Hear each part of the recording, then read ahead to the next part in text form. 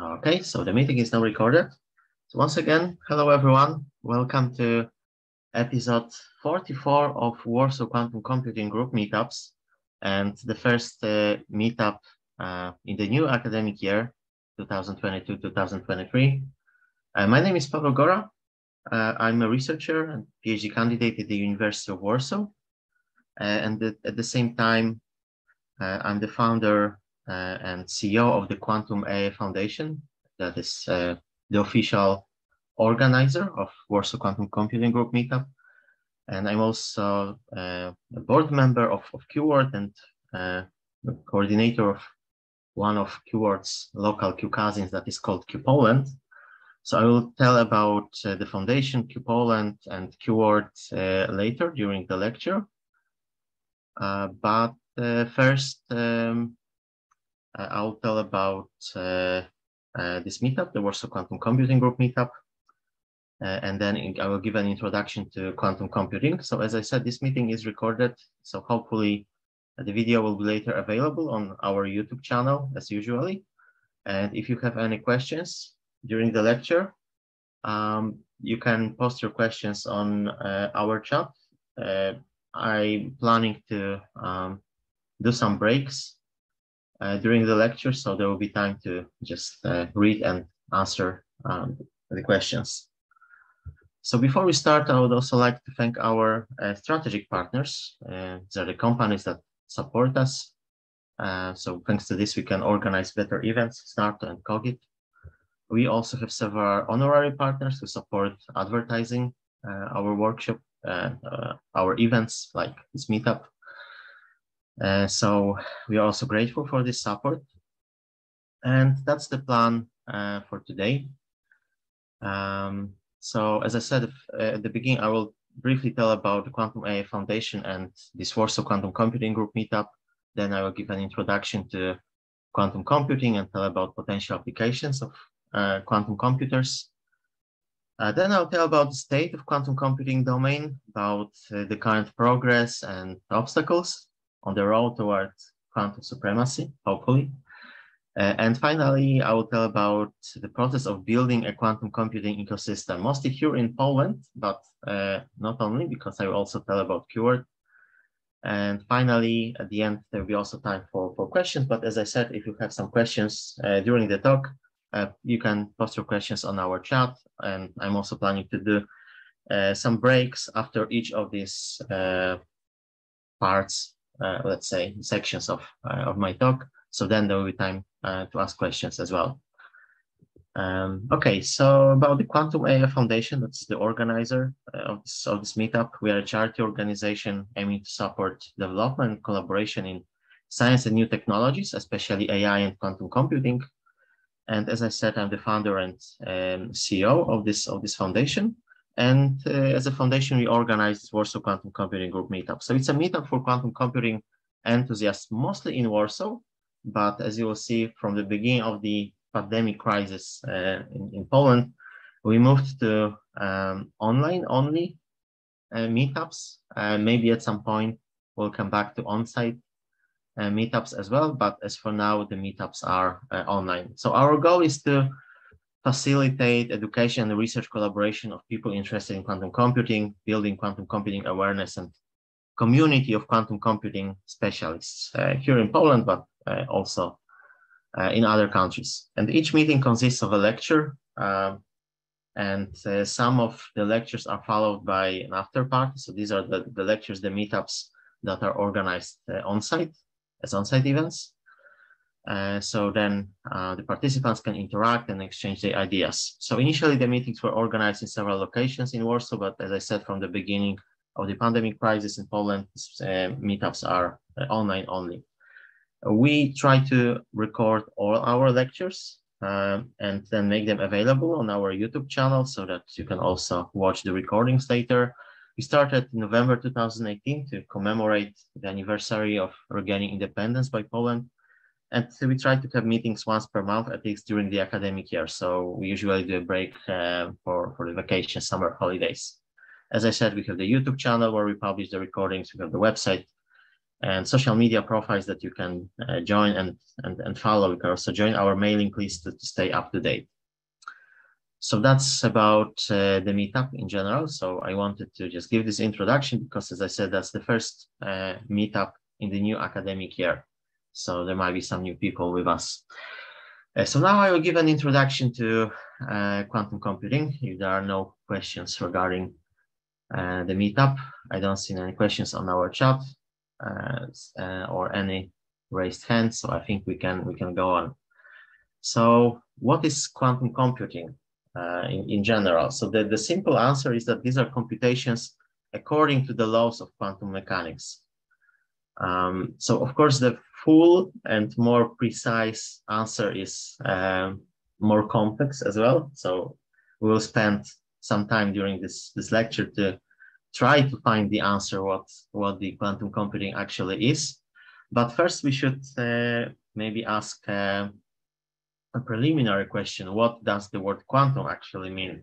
So in physics, a quantum is the minimum amount of any physical entity involved in an interaction. And the fundamental notion that a physical property can be quantized is referred to as the hypothesis of quantization. This means that the magnitude of the physical property can take on only discrete values consisting of integer multiples of one quantum. So why it is important? So we live in a real world which is governed by the rule of physics. And in particular, computation is a physical process. So it's also governed by the rule of physical world. So of course we can think about and talk about algorithms and prove the correctness of the algorithms, or analyze time or space complexity, efficiency of our algorithms. But at the end of the day, we would like to implement our algorithms as a computer program and then run this program on a real physical device that will be located in a physical world that is governed by the laws of physics and in particular by the quantum mechanics. So we know about it, and we know that the world is inherently quantum from more than 200 years, since more or less the end of the 19th century. So the Max Planck's postulate is considered to be the milestone in developing of physics in general and also in formulating quantum mechanics. So the actual precise, accurate mathematical formulation of quantum mechanics was completed much later. But at the end of the 19th century, Max Planck formulated the postulate that is considered to be one of the milestones and beginnings of the quantum mechanics. And this postulate basically says that the electromagnetic energy could be emitted only in quantized form. So this energy should be proportional to the frequency of a photon or electromagnetic wave. So here we have the integer number, and there's also the so-called Planck's constant involved, right? Okay, and it turned out that this postulate had many interesting consequences and also led to the development of quantum mechanics, because at the end of this 19th century, some physicists believed that the physics is almost complete and we know almost everything about the classical physics, at least. And there are just several open problems that will be solved relatively soon, but it turned out that solutions to these open problems led to establishment of totally new domain of physics that is now called the quantum mechanics. And physics may have implications on computations.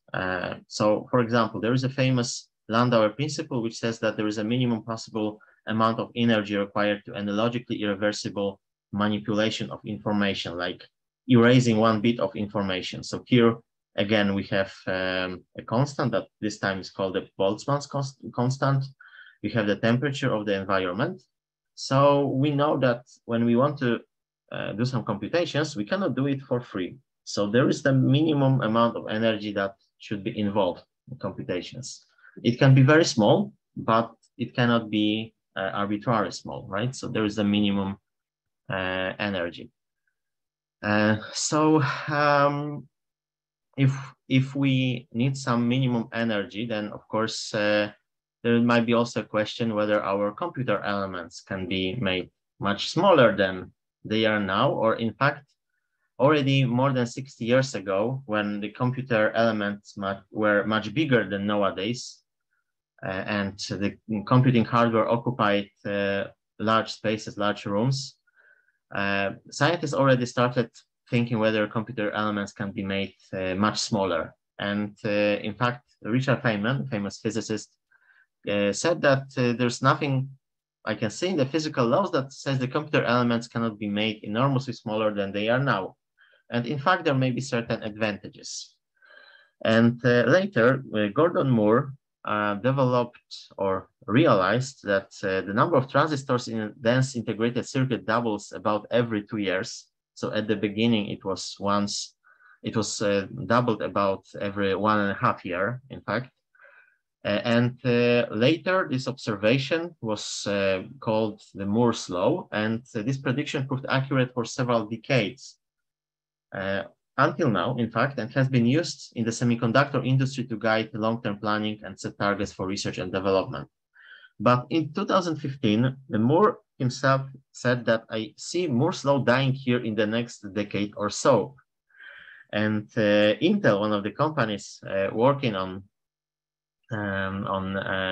processors, also realized that the pace of advancements has slowed. So now it's not once per 2 years, but it's one per 2.5 years. But this trend will continue thanks to hyperscaling and some other advancements as well. But now the natural question is whether this trend can continue forever. So assuming that this trend will continue for the next 15 years or so, about 2035, 2040, the size of a single transistor should be of the size of a single atom. And in such a scale, the computations cannot be done exactly as they are now. So in fact, the transistors will not be able to carry out computations in a way that they do it nowadays, because the work of transistors is also based on the laws of physics, and in such a small scale, the laws of physics are a bit different. So they are governed by the quantum mechanics indeed. So can we somehow employ quantum mechanics to perform computations? And again, Richard Feynman, who is considered to be one of the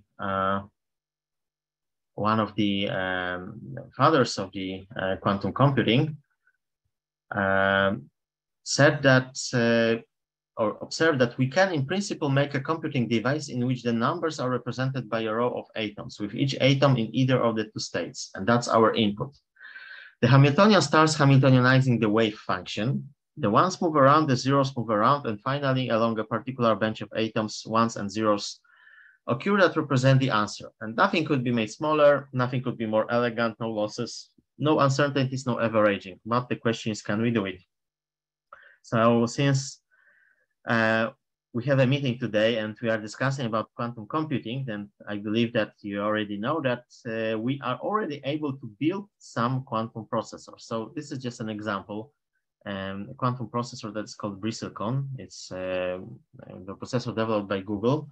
And on the right is a cartoon of this device where each X represents a qubit with nearest neighbor connectivity. So this is just an example, because currently there exist also other quantum processing units. What they can do nowadays, what they will be able to do in the future, that is something that we'll discuss later during this lecture. But now let's first try to understand what is a quantum computer and what's the difference between quantum computer and classical computers. So in classical computers, we have bits and classical gates.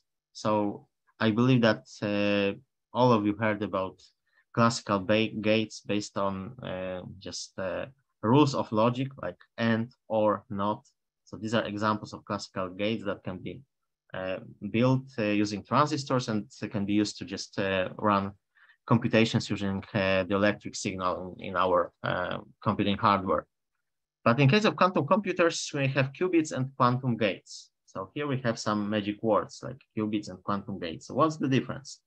In case of a bit, each state it has a value 0 or 1. So mathematically, it's something very simple. It's just an element from the set 0 and 1. But in case of a qubit, a state may be in a superposition of states 0 and 1. So it means that the qubit or state of a qubit may contain some information about the state 0 and some information about the state 1 at the same time. And mathematically, it's something much more complicated because it's a unitary vector of the two-dimensional Hilbert space over complex numbers. So it might look difficult, at least for some people who don't have background in mathematics or physics or computer science. But I will try to at least give an intuition on how to think about qubits and states of the qubits. So another difference, in case of classical computers, the state is determined, so we can know exactly whether the state is 0 or 1, and the state can be changed from 0 to 1 and vice versa. But in case of quantum computers, in order to get value 0 or 1, we have to do a measurement which breaks superposition. And we just have a probability of getting 0 or 1. And this probability depends on the state of a qubit.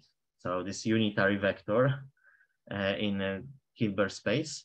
And our quantum gates can modify the qubits and modify the probability of getting 0 or 1 after the measurement as a consequence.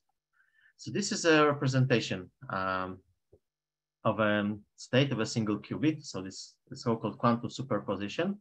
So we have 0 and 1, but the 0 and 1 are in some strange or funny brackets. So these brackets are called the Dirac or bracket notation. And we can think about the state 0 and 1 as vectors, in fact. The vectors in two-dimensional space. So 0 may be also considered as vector 1, 0, and 1 can be considered as a vector 0, 1. So these are just two vectors in two-dimensional space, but these are not arbitrary vectors. So this is the so-called orthonormal base of a quantum system. By orthonormal base, we mean that in this Hilbert space that we have the length of these vectors is 1, and they are also orthogonal. So the scalar product is 0. And these parameters A and B are complex numbers. And they also cannot be just arbitrary complex numbers. So the squares of their amplitudes are probabilities of getting 0 or 1 in a measurement, which means that the sum of these squares should be equal to 1. All right. So maybe just a recall about the complex numbers. So we can also represent so in case of complex numbers, we have a real component and imaginary component. And we can, each complex numbers in which the sum of squares of parameters is equal to 1 can be also represented as a point here on a cycle of a radius 1. And it can be also represented as a cosinus of the angle and plus I times sinus of the angle. And it turned out that only the relative phase between the coefficients of two basis vectors has any physical significance. So the phase of a quantum system is not directly measurable. So multiplying these parameters A and B by a unit vector does not change the quantum states. So this is just a mathematical, arithmetical exercise to check it. This is just arithmetic over complex numbers. But what is important is that there exist complex numbers such that we can multiply our initial state superposition. So multiply both parameters A and B in such a way that here before 0 we'll have a real value, and here we'll have the complex number. And because of the property that the sum of squares of the amplitudes should be equal to 1, again, for sure this will be a cosinus of a certain angle. And when we have the angle, we can also determine what should be the other complex number that could be also represented with another angle. And these two angles just can determine the point on a sphere in the three-dimensional space this time. And this sphere is called the block sphere. So this is just a mathematical exercise to check that this is possible to have this correspondence and to use this transformation to spherical coordinates. But the consequence is that the state of a qubit can be also represented as any point on such a block sphere. So in case of bits, our states of bits 0 and 1 just correspond to points that are antipodic points on the block sphere. But states of qubits can be arbitrary points on the block sphere. So sometimes we also say that quantum computing using a single qubit is just a journey on this block sphere. But of course, everything may be more interesting when we have more than one qubit. And what is also important is that similarly to classical computers and classical gates, we also have quantum gates that will change our quantum states. And the important thing is that these quantum gates correspond to rotations around axis of this block sphere.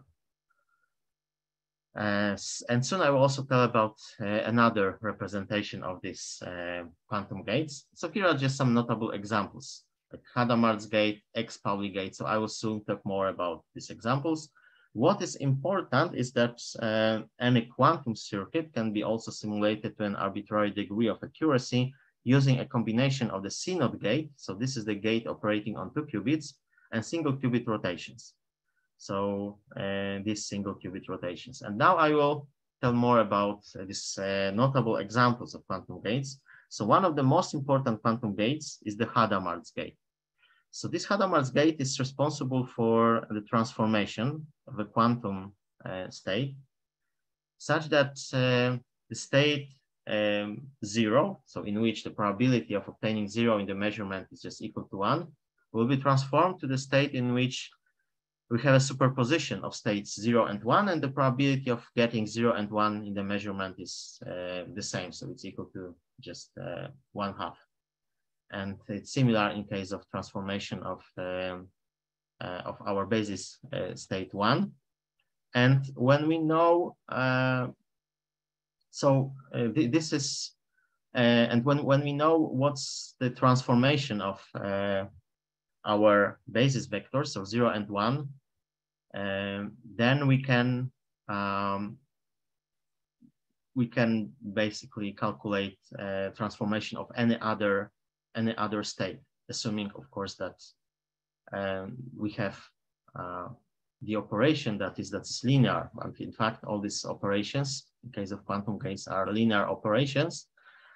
And they can be also, as a linear transformation, they can be also represented using matrices operating on our states. So for example, this is the Hadamard matrix corresponding to this Hadamard's gate transformation. So then when we apply multiplication, right? So when we apply transformation to a certain vector in our 2-dimensional space, and we just have coordinates of this vector, so this can be this A and B parameters, complex parameters, we can calculate what will be the state or the new vector in our space after the transformation. We can also think about the Hadamard's gate as a rotation of pi about the axis x plus z. So alternatively, it's also a composition of 2 rotations around y-axis and around z-axis. This is the X-Pauli gate. So it's a quantum correspondent of negation, classical negation, because the quantum state 0 is transformed to the quantum state 1, and vice versa, 1 is transformed to 0. So it's a quantum equivalent of the node gate. And it also represents a rotation around the axis x by 180 degrees, by pi. So that's why it's also called X-Pauli or Pauli X gate. And similarly, as we see here, we may have rotations around y and z axis on the block sphere as well. right? And here we have the Pauli X matrix representing this transformation. But our rotation gates can be also parameterized, and it also finds applications in quantum computing, especially in the so-called variational quantum algorithms. So I will tell about them a bit later. So this rotation gate represents a rotation through angle phi radians around the y-axis. And here we also have the matrix representing this transformation, and this is also graphical representation of this transformation. And finally, we have the CNOT gate. So the CNOT gate operates on 2 qubits, in fact. So it performs the NOT operation. So this is the NOT operation on the second qubit only when the first qubit is 1, and otherwise the second qubit is left unchanged. So the first qubit can be considered as the controller for the second qubit, and the first qubit is unchanged, but the second qubit can be modified. So the X Pauli NOT gate can be applied to the second qubit if the state of the first qubit is 1. But as we know, the state of the first qubit can be just superposition of state 0 and 1. Which means that the state of the second qubit may also just become a superposition of 2 states. And then is a so-called quantum entanglement, and just measurement of one of these qubits will also determine the result of the measurement on the second qubit. So I've already started talking about quantum gates that operating on more than 1 qubit. And in fact, the true power of quantum computing comes with applying quantum gates to many qubits. So initially, assuming that we have n qubits at the beginning, we can prepare a superposition of potentially all 2 to the power of n possible numbers or quantum states, in fact, right? So here I consider this quantum state, different quantum states as numbers, because they can be represented as vectors of the length n, if we have n qubits, and we have 2 to the power of n possible quantum states, and also possible numbers representing these quantum states. And then in a single run, we can potentially process all these states that are present in the superposition at the same time. And finally, it's possible that some quantum states will be enhanced, and the probability of obtaining some quantum states after the measurement will be just greater. In other cases, in case of other quantum states, this probability will be smaller. So thanks to this, we can just do computations, and hopefully we can obtain some interesting results at the end. But what is important is that the results might be not deterministic. And sometimes we'll have to run our computations multiple times just to have a good understanding of the quantum state and of the result of our computations. So this is another example of a quantum circuit with 8 qubits and several quantum gates. So here at the beginning, so we have 8 qubits here and 8 quantum registers. And we also have 8 classical registers on which we can store the results. So this is a quantum circuit prepared in the IBM Q experiment environment. So at the beginning, all the qubits were in this quantum state 0. And in case of 3 qubits, qubits number 3, 5, and 7, we can see that there's no quantum gate applied to these qubits. So when we do the measurement at the end, the results of the measurement will be just 0 at the end with probability 1. So we shouldn't expect anything else. In case of qubit number 6, we apply the X Pauli gate. So initially the state was 0. So after application of the X Pauli gate, this is our quantum NOT gate, we'll obtain the quantum state 1 with probability 1. The result will be just equal to 1. But things get more interesting for qubit 0, 1, and 2, because first we apply the Hadamard's gate here, and then we have 3 CNOT gates. So the qubit 4 starts to be a controller for qubit 0, 1, and 2. And then again, the X Pauli gate is applied.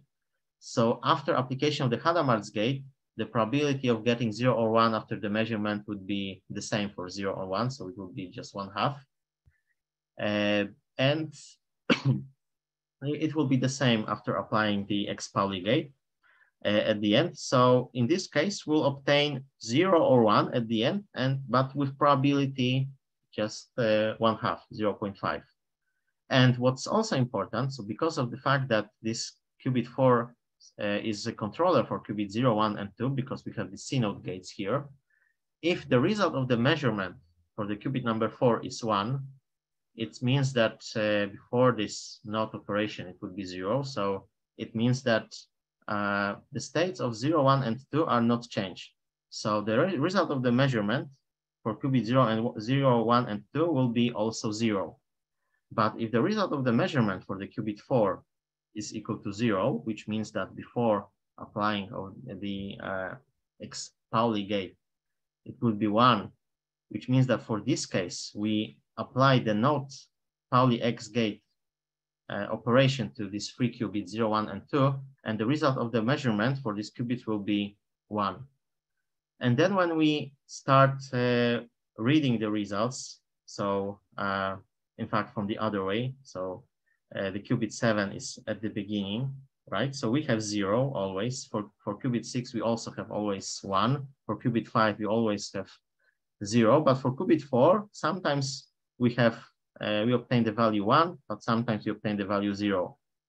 And depending on this, also the value of the qubits for the qubit 0, 1, and 2 may be different. So it will turn out that after running many experiments, let's say 1,000 times, we'll obtain this result in more or less 50% of the cases, and that result for the other cases. So it means that there are 2 possible answers, and we can consider that in this case, in case of this quantum circuit, we store information about these 2 results at the same time. So they are equally probable at the end. So thanks to our 8 qubits, we can just potentially store information about 2 8-bit numbers at the same time. Apparently, these 8-digit numbers are the ASCII code representations of the upper letter P and G, which are my initials. So everyone can do something similar and also prepare a quantum circuit to calculate your own initials. This is one of the differences between the classical computers and quantum computers that I have already mentioned. So in case of classical computers, when we have n bits, we can process only 1 n-bit number at the same time. But in case of quantum computers, using n qubits, we can potentially process all 2 to the power of n n-bit numbers or n qubit quantum states at the same time. Another difference is that in case of classical computers, results are in fact deterministic. So randomness is pseudo-randomness. So we have just some generators of the pseudo numbers. We may apply some seeds to just generate these pseudo numbers, pseudo-random numbers. But in case of quantum computers, we may have real randomness. So what does real randomness mean? It means is also something very interesting because there are different interpretations of quantum mechanics. And in some interpretations, so some interpretations claim that our world is just non-deterministic. So we have real randomness, but there are also some other, so this is, for example, the Copenhagen interpretation. But there are also some other interpretations like multiple words or many words interpretation, which say that in fact our world is deterministic, but we just observe one of the words, in fact. So this is very interesting. So it's also a philosophical question what the real randomness is actually. If we assuming that we have the quantum computer, we can say that okay, we can have the real randomness. So the randomness that we can get that we have in our real world. So we cannot have something more random than we have in our real world, let's say. And thanks to this, we can also easily sample from probability distributions, which might be difficult for classical computers. All right, so this was just an introduction to quantum computing. So in fact, I will also give later introduction to something that is called quantum annealing or adiabatic quantum computing, but this will be in the section about potential application of quantum computers. But let's see if we have any questions. I don't see any questions on our chat, so I think we can continue. All right, so some application of quantum computers. So these are just examples. Quantum cryptography. So first of all, we can break some classical cryptography algorithms, and soon I will tell a bit about the Shor's algorithm. But of course, there are some post-quantum cryptography algorithms that are currently also being developed. So several such algorithms have been already developed, and I also heard that some companies has already implemented some post-quantum cryptography algorithms in their communication protocols already. But there might be also quantum key distribution that may also ensure that we can securely exchange our keys in cryptographic systems as well. Solving combinatorial optimization problems, which frequently occur in AI, finance, transport, logistics, and many other domains. Sampling from difficult distributions. So I said about the Boltzmann distribution, which is just one of the examples, and it has applications in machine learning. There are, for example, there are so-called Boltzmann machines. Simulating quantum processes, like discovering new materials, new drugs. So now a bit about breaking cryptography protocols. So some contemporary cryptography algorithms are still based on assumption that some computational problems are difficult for classical computers. And one of such computational problems that is still considered to be difficult for classical computers is the factorization of large numbers. So if we have two n-digit numbers, we need only n log n operations to multiply these two n-digit numbers. But when we have a large n-digit number, there's no algorithm that has been published that can factor all integers in polynomial time. But the interesting thing is that neither the existence or non-existence of such algorithms has been proved, but it's generally suspected that such algorithms do not exist, and hence that the problem is not in a class of problems solvable in polynomial time by classical computers. And here is the asymptotic time complexity for the best published algorithm that is called the general number field sieve. So you can check that this is the exponential complexity. It's not polynomial time complexity. But it has turned out that on quantum computers, we can factorize numbers in polynomial time. So here you can see the time complexity of the so-called Shor's factorization algorithm. And this complexity already assumes that we might have to repeat our computations many times. It's still polynomial time, right? So it's quite very interesting, but also a bit complex algorithm.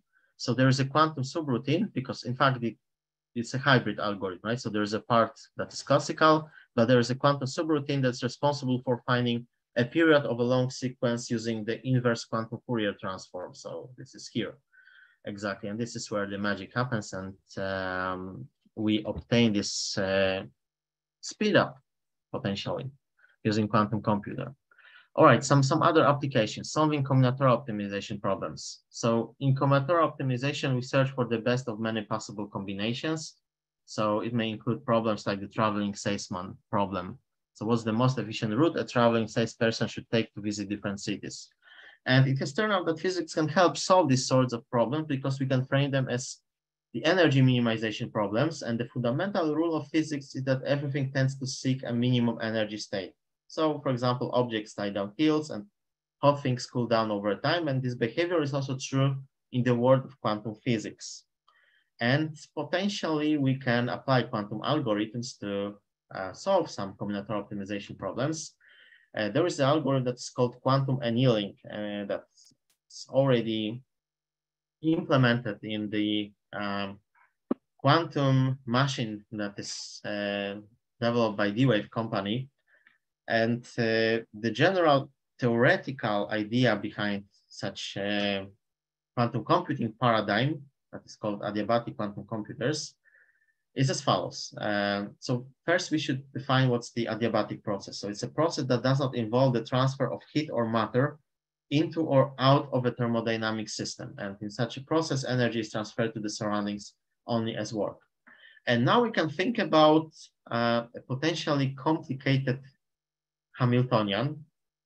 So here is another word that might be difficult for some people. So we can think about a Hamiltonian. So for the purpose of this lecture, of this talk, you can think about a Hamiltonian as a function that for a given quantum state of our quantum system returns the energy of this quantum state. So it's a simplification, but this is just for a purpose of this talk. So we should find this Hamiltonian, we should find this function whose ground state describes, so the minimum of this function, this describes the solution to our problem of interest, to our optimization problem. And next, we should prepare a simple Hamiltonian and initialize it to the ground state. So the ground state is the state of the minimum energy. So it's a quantum state with a minimum energy that should also correspond to the minimum of our Hamiltonian, right?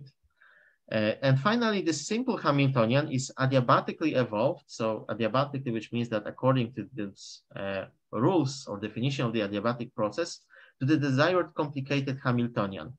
And by the so-called adiabatic theorem, the system remains in the ground state. So in the state of this global minimum.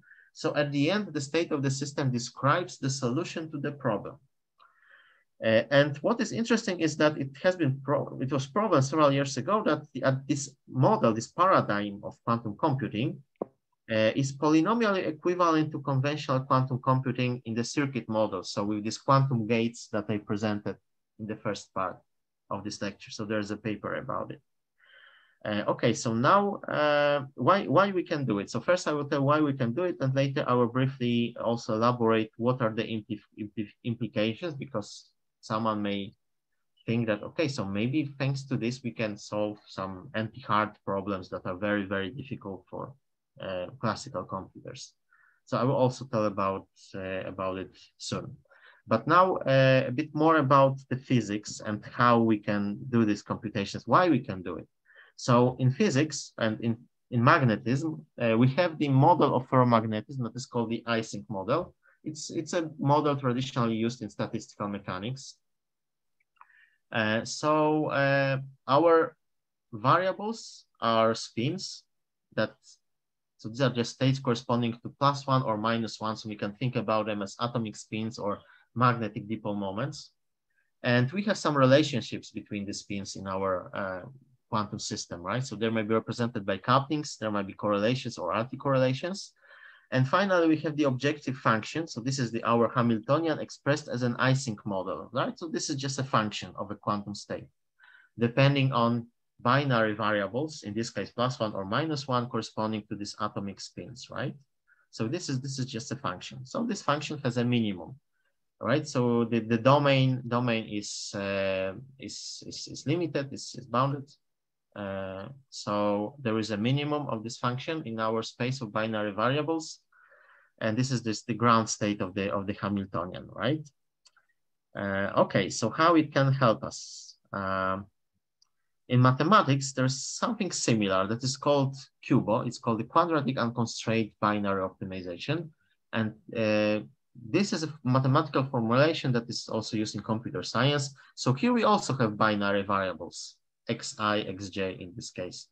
And these states or potential values of these variables correspond to 1 and 0, to values 1 and 0. Again, we have some parameters Q in this case, right? So these parameters can be represented as a upper diagonal matrix.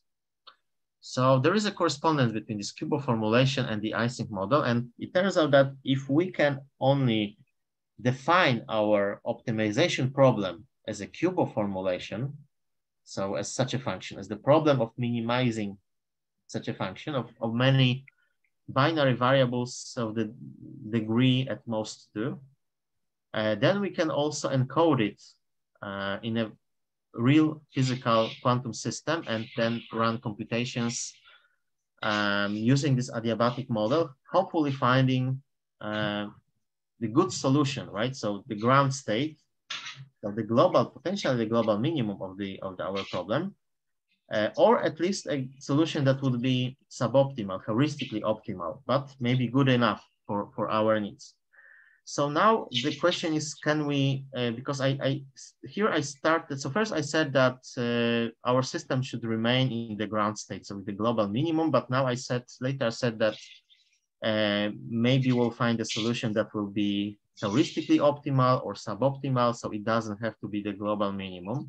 So what's the reason? So there are several reasons. So first of all, it's very difficult to have the adiabatic process in the real world. So it might be very, very difficult to ensure that the process is adiabatic and that will remain in the ground state. And also another problem with this is that we should also modify, so in order to perform these computations and transforming one quantum system, one Hamiltonian to another Hamiltonian, we should change this. You should modify the strength of a magnetic field, and we should do it also slow enough. And now if we, so there are also some mathematical formulas explaining how slow it should be done in order to ensure that our system will stay in this global minimum. But it basically implies that in most of the cases, if we want to really achieve the global minimum, then we'll have to just perform our computations very, very slow. So there might be just no quantum advantage over classical computations. But otherwise, we can perform our computations faster, but then we cannot be sure, or will not be sure, that our system will stay in the global minimum of the function, our optimization problem. But there is a hope that the solution that we find would be still good enough, right? Will be good enough for our purposes. And soon I will present an example of such application.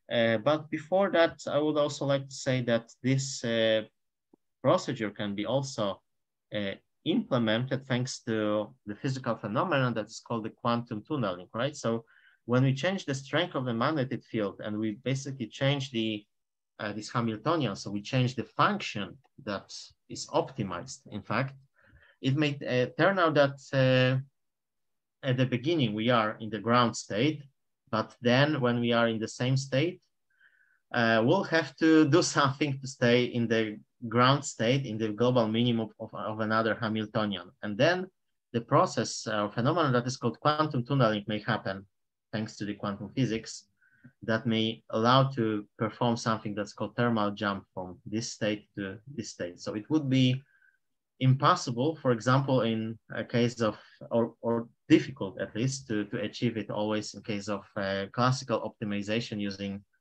some gradient-based methods, for example, when we train neural networks or similar approaches.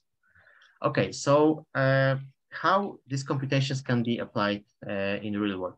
So there might be some applications, for example, in transportation, and it's not science fiction. So this is the title of the article from 2017, so already 5 years ago, Volkswagen and Google to bring quantum computing benefits to cars. So there's very interesting paper that is titled Traffic Flow Optimization Using a Quantum Annular.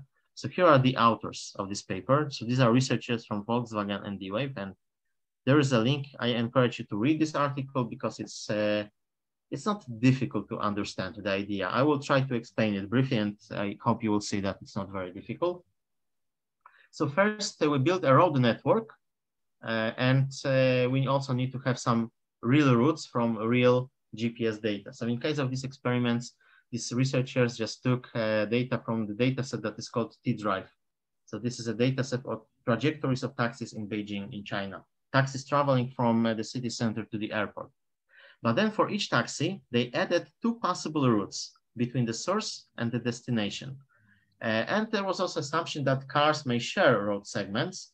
But then there was also assumption that the travel time is proportional to the function that is a square of the number of cars on a route. So this is a simplification, but it's also reasonable, let's say. And now we want to minimize the total travel time, right? So first we introduce some binary variables, Q, I, J. So the value 1 in case of such binary variables indicates that car I takes route J in this case. And we want to ensure that each car takes only one of the 3 possible routes, right? So this condition should be satisfied for all cars, for all vehicles, right? Another notation, we have BS, which is a set of those binary variables that are associated with routes that share street segment S, right? So we take all the routes and take only those routes that share the street segment S. And now there was the assumption, right, that the cost of traveling for all cars traveling through this segment is proportional to this square of the number of cars traveling through this segment, right? And it's also just equal to this sum, right? So we just add all the variables that are equal to 1. So all the cases in which a given car takes the route going through the road segment S, right? And then the cost, the sum of total cost of traveling through this road segment for all vehicles is just equal to this square of the sum of binary variables. And then in order to obtain the total costs for the whole road network, we just add all costs for all the segments, right? And that's our objective function that we want to minimize. But of course, since we have the binary variables, and this is our cost, and we can easily realize that the optimal solution, the minimum of this function, would be just 0, right? So we just assign value 0 to all binary variables, right? But it's not the solution we want, right? But because we want each car to take exactly one route. So some variables should be equal to 1. So now we should add something that is a penalty constraint, right? So we want to have this component equal to 0 for all cars, for all vehicles, right? And if this component is not equal to 0, which means that for a single car, we have 0 routes or 2 or 3 routes, then so the non-zero component will be added to our cost function, to our objective function. And here we have a parameter lambda. And if the value of this parameter is large enough, it may mean that this solution will never be found by the solver because it will never be considered as a good solution, as a feasible solution, right? Because the values of this component will be very large. So our quantum solver or classical solver will realize that it's better to minimize these components by assigning values in such a way that this component is just equal to 0 for all the cars, and then have a non-zero solution here. But this could be still considered as a good solution to our problem. And of course, we can control the value of this lambda parameter. So there can be a trade-off between the quality of the solution and the probability of obtaining a feasible solution after running experiments. So how to set a good value of this lambda parameter is also an interesting and open research question now. But these researchers from D-Wave and Volkswagen performed interesting experiments, right? So we can observe that, of course, this objective function is a cubo formulation, right? So it's a polynomial of many binary variables of degree at most 2, right? So then we are able to encode it as the async model. We are able to perform computations using the quantum annealer on D-Wave's machine. So these researchers from D-Wave and Volkswagen carried out these experiments with 418 cars. So there are more than 1,000 logical variables, so 3 times number of cars. We have 3 logical variables for each car. So we can also estimate that the size of the space of possible solutions is very large, so it's astronomical. It's much more than the number of atoms in the visible universe. So we are not able to just check all possible solutions. And quantum annealing algorithm run on a quantum device from D-Wave was able to find the solution for this problem, this root assignment problem, with a relatively small number of streets that were heavily occupied. So that's the solution. And this is the data from the real world. And what's also interesting is that the time of computations was relatively short, so 22 seconds. One of the drawbacks of this paper, of this article, is that the researchers didn't compare this quantum experiments with any classical solvers. So I'm pretty sure that there are many classical solvers that will be also able to find such relatively good solutions in a similar time, or maybe even faster, on contemporary classical computers, right? So it's not a proof of quantum supremacy or quantum advancement, but it's a proof that quantum computers can already compute something interesting, very non-trivial and meaningful, which is a good sign, I believe. And currently there are many companies from the logistic domain trying to apply quantum algorithms to some real optimization problem in logistics, like this traveling salesman problem, or extensions of this problem like vehicle routing problem, pickup and delivery problem with some constraints like limited capacities or with time windows. There might be also applications in machine learning because as you might know, machine learning is almost all about optimization. So even if we train our neural networks, we also solve optimization problems. So we want to minimize the loss function, find the values of weights of the connections between neurons in different layers in order to minimize the loss function, right? So this is an optimization problem, and most of the algorithms in machine learning are just based on optimization or can be reduced to optimization. So I've already heard about quantum versions of almost all popular machine learning approaches and machine learning algorithms. And this domain is also very interesting, and it's growing very fast. So there are many good research papers published each year. So there are different, it's good to know that maybe different approaches to the so-called quantum machine learning, right? So we can think about operating on classical data and applying quantum algorithms, or we can just operate on quantum data and apply classical machine learning algorithms, or also quantum machine learning algorithms. So there might be potential applications of classical machine learning algorithms to quantum computing, like quantum tomography, for example. But there are also hopes that quantum computing will enhance the classical machine learning as well. So here are just examples of some very popular quantum machine learning algorithm, or algorithms considered to be quantum machine learning. So these are the so-called variation quantum algorithms like QAOA or variation quantum eigensolver. So in these algorithms, we have a quantum circuit that is parameterized. So using this parameterized rotation gates, for example, and we perform series of measurements and do some classical post-processing like averaging. And thanks to this, we estimate what's the quality of the set of parameters. And then we also have a classical algorithm that proposes another set of parameters. And basically this parameter should correspond also to the solution of our optimization problems, potential solutions of our optimization problems. So that's the general idea behind these algorithms. So these were just some potential applications of quantum computers. So of course, there are many more interesting applications, but we don't have time to talk about everything. Later at the end, I will also give you some links to some additional resources where you can learn more. I don't see any questions on our chat, but let's maybe give a few seconds at least to maybe ask some questions if there are any.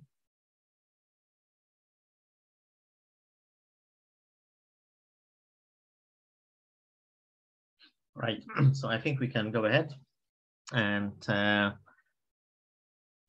about the progress and the state of the quantum computing domain or quantum technologies domain. So as I said, this domain of quantum computing was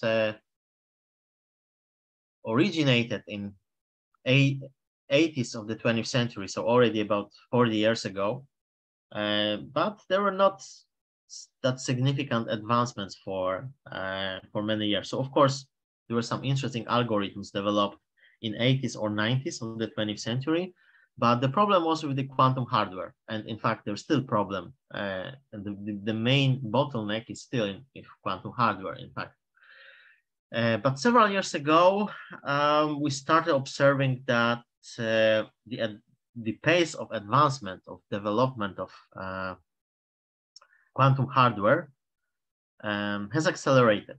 So about 5 years ago, in case of this quantum annealing machine from D-Wave, we had about 2000 qubits.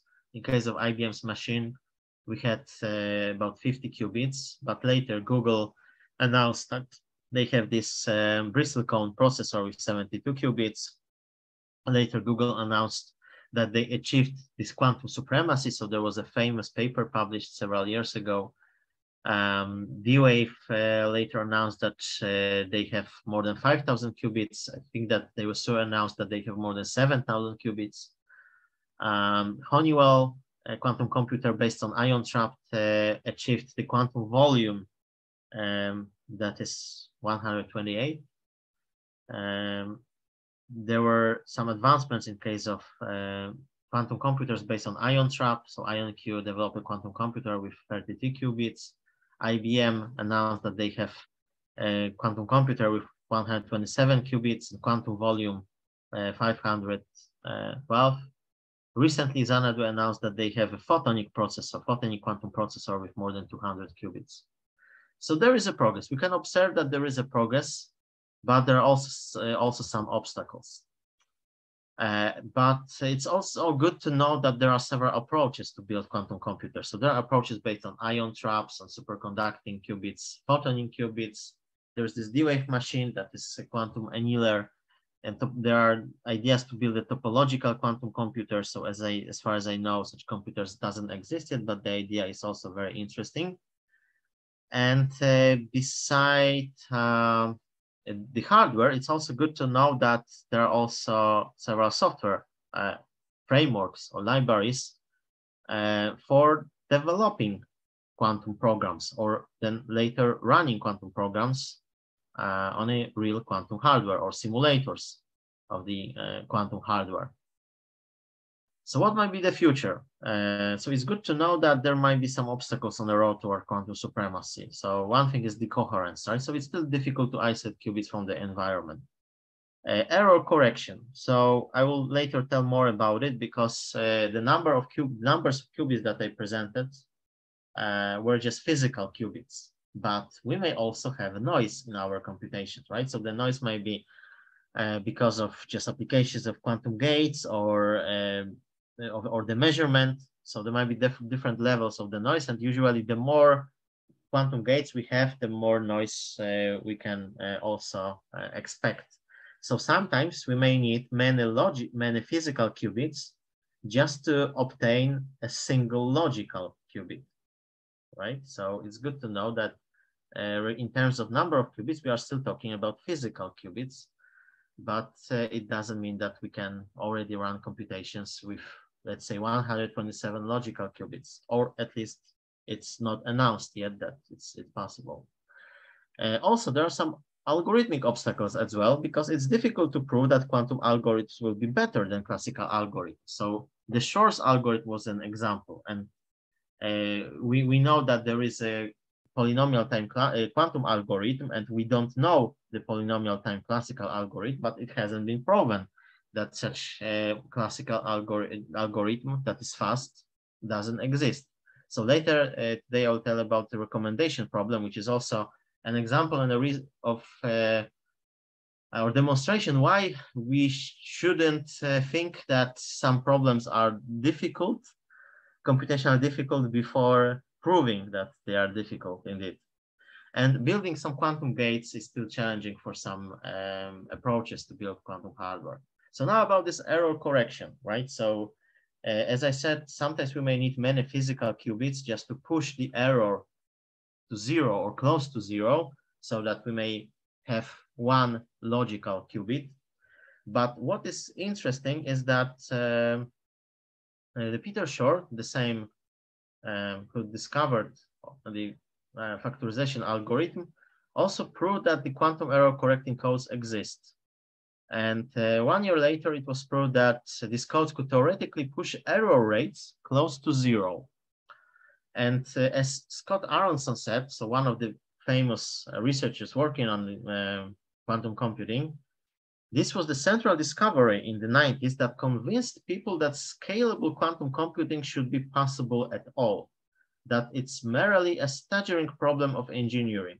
So at least in theory, we know that it should be possible, right? Or at least we don't know any laws of physics that would make building such scalable quantum computers not impossible, but maybe such laws will be discovered later. Maybe there might be some other reasons, right? So it is just the claim or theory regarding correction of errors. So here's just a relatively simple example of error correction code. So just assuming that we may have at most one qubit, or that at most one qubit may suffer a bit flip, so one of 3 qubits, we can encode a single qubit as 3 qubits. So then the state 0 can be just represented at state 0, 0, 0, and the same for, or by analogy, the same for state 1.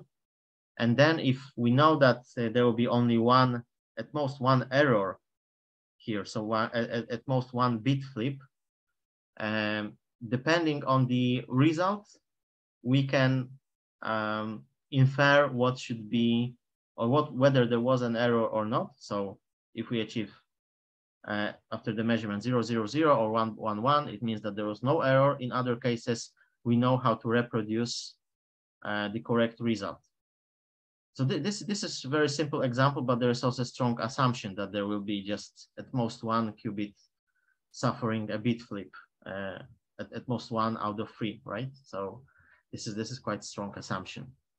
Another thing, as I said, it's difficult to prove that quantum algorithms will be better than classical. So that's another amazing example, in my opinion. So there was a recommendation problem that was considered by many researchers as computationally difficult for classical computers.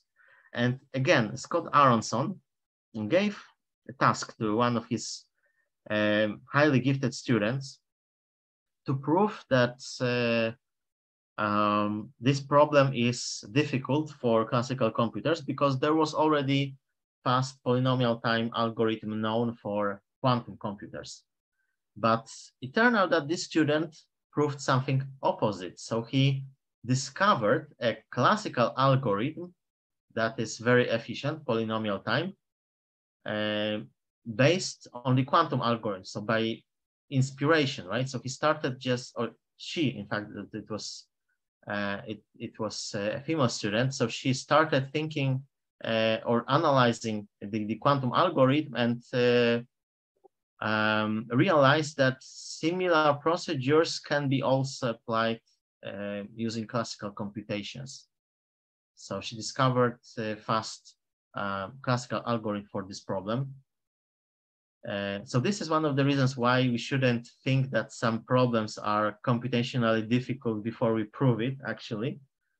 And this is also one of the reasons why it's important and interesting to work on quantum computing, even if the results might be different than we expect. Because it will, anyway, we'll discover something new. So even if we discover that there are some new laws of physics, of quantum mechanics that will prevent building scalable quantum computers, there might be a Nobel Prize for this, for sure. Sometimes we may just discover new classical algorithms for classical problems. So anyway, for sure there will be advancements in science. So that's why it's important and it's good to do science in this area. But it's also good to know, and it's important to know that currently the contemporary quantum computers are still noisy. So there's also a Python framework. I think it was released by Google. It's called Circuit. That is especially good for this noisy intermediate scale quantum circuits. So for example, for these variational quantum algorithms that I presented.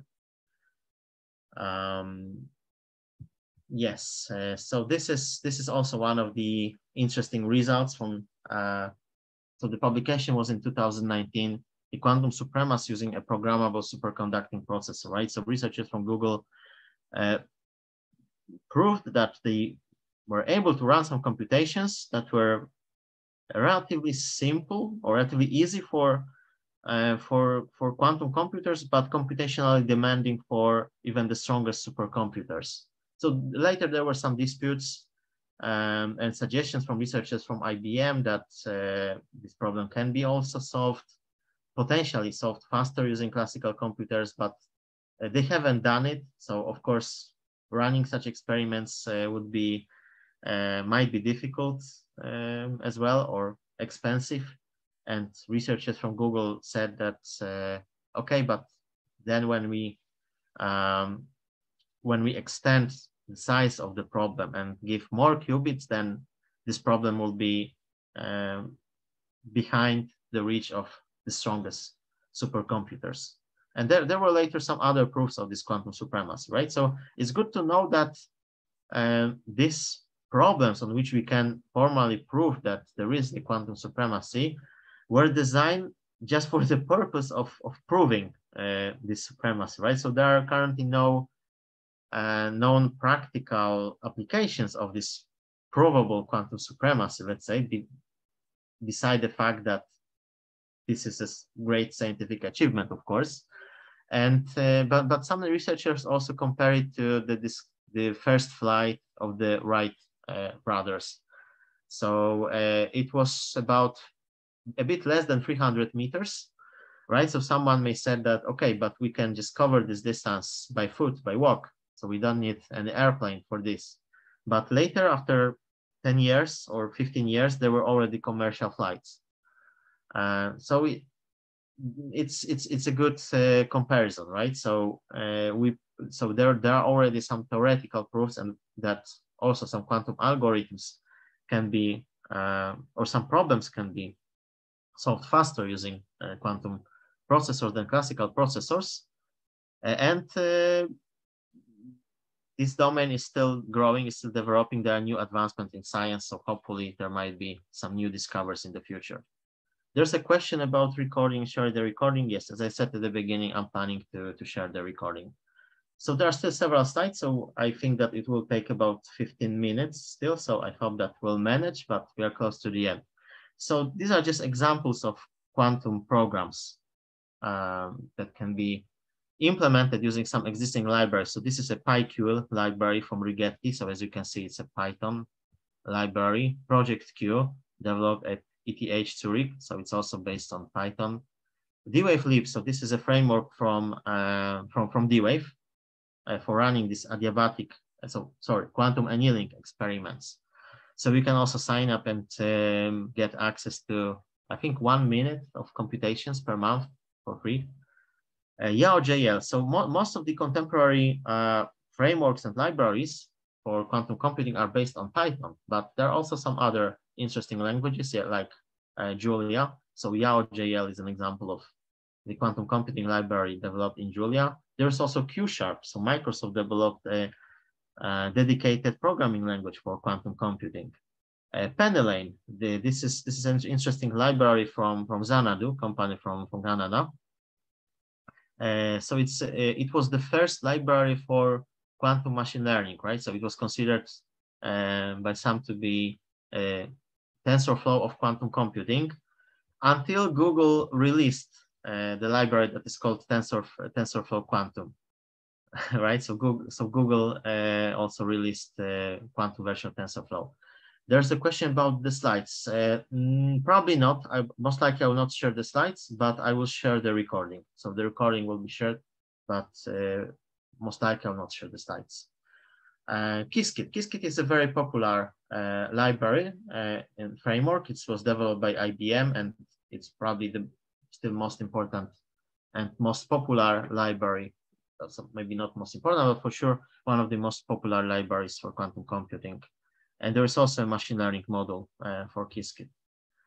All right. So now about building a quantum computing ecosystem. If there are no questions about applications, so I will again give a few minutes or a few seconds to ask some questions.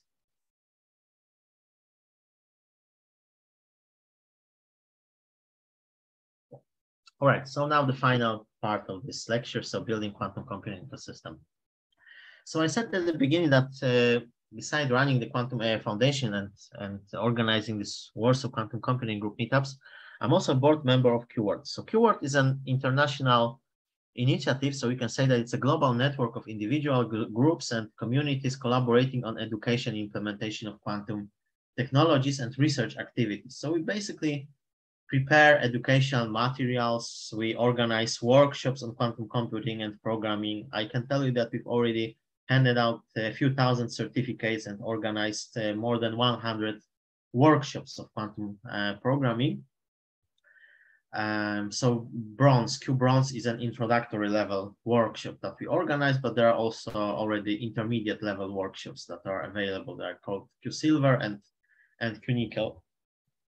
Q Kitchen is a project in which we as researchers from all over the world develop free and open source educational materials for these workshops, basically. So all these materials are mostly in Jupyter notebooks, and they are currently usually based on Qiskit, but there are also some materials in Circuit. There are also some materials, I think in D-Waves for quantum annealing, or at least it's maybe in development still, but there are some plans as well. Q University. So eventually we would like to prepare educational materials for running classes on quantum computing at universities and maybe also at high schools, some high schools at least. Later, maybe also quantum semester and the whole quantum computing studies. Q mentor training. So besides running workshops, we also train the mentors who could also be instructors in our workshops. And we also do some research. So we have the Q intern program. So in the Q intern program that was started in 2020, researchers from all over the world can just apply and propose a research idea for the internship. And then students from all over the world can also apply, and if they are selected, they can just do this remote online internship and being guided by a senior researcher. So it's a very interesting project. We also have some study groups that meet once per few weeks to discuss some new advancements and some research papers that are published. We also have Q Cousins department. So these Q Cousins are local operational groups in different countries. So currently we have more than 20 Q Cousins in many countries, and there will be a few more Q Cousins joining us soon this year. So we organize these Q Cousins in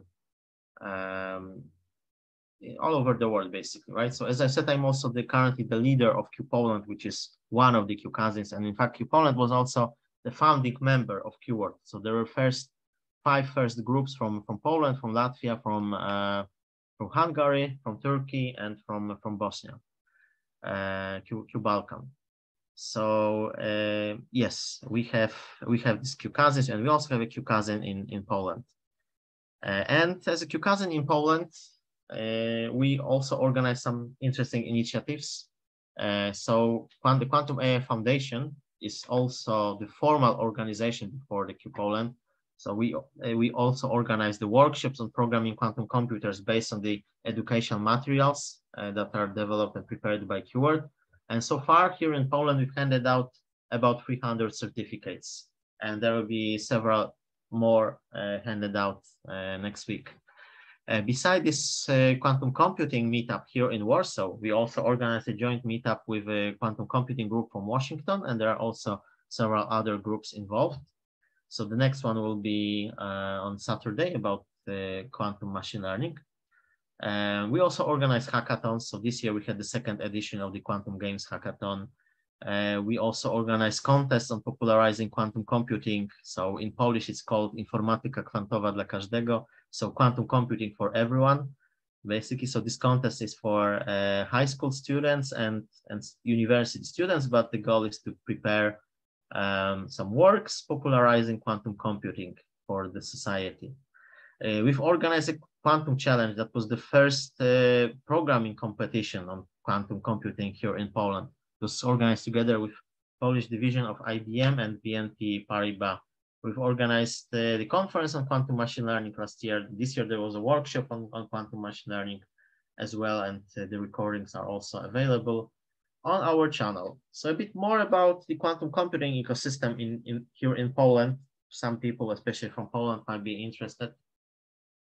So it's good to know that Polish science has already played an important role in development of quantum computing. So maybe some of you know that there is even one scientist from Poland that is considered to be potential Nobel Prize laureate in physics for development in quantum cryptography and quantum communication. And there are at least a dozen groups carrying out research in the field of quantum technologies. There are several Polish startups and companies that carry out research or create products in the field of quantum technologies. There are at least a few foreign companies that have branches here in Poland that deal to some extent with research in the field of quantum technologies. There are at least 2 non-government organizations supporting research, education, and collaboration in quantum technology. So our Quantum AI Foundation that I represent is one of them.